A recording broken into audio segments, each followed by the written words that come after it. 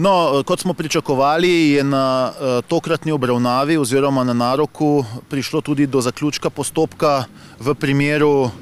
zahtevane,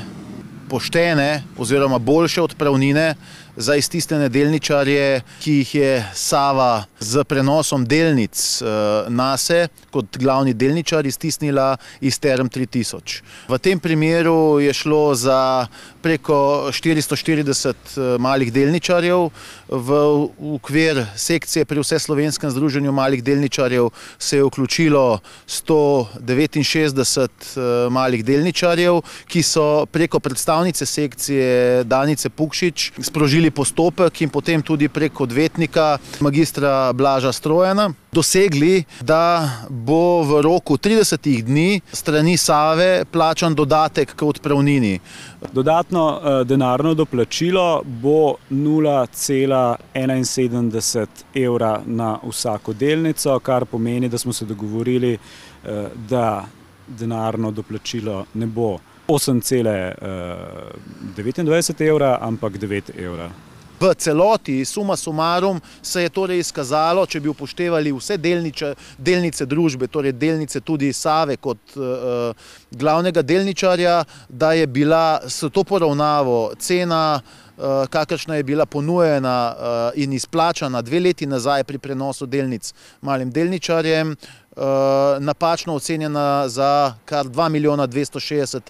tisoč evrov. Gre za prvi primer, pravzaprav, da je uspelo priti tudi po takšni sodni poti do poravnave pred sodiščem, kjer so opredeljeni vsi elementi le-te in hkrati tudi ustrezne garancije za to, da bodo dejansko tudi tisti delničarji, ki pravzaprav sploh niso pričakovali, da bi bili to mogoče, dobili donaten znesek poravnave za iztisnitev oziroma razlastitev. Je pa uspeh kar precejšen, sploh glede na moč samega nasprotnika v tej zadevi, ki razpolaga s praktično neomejenimi sredstvi in si lahko privošči tudi vodenje dolgotrajnih postopkov, kar za predlagateljico in VZMD ne drži. Tako da mislim, da so lahko iztisnjeni delničarji z današnjim izidom naroka povsem zadovoljni. V tem trenutku lahko zadovoljstvom ugotovimo, da se tudi postopki, ki izgledajo morda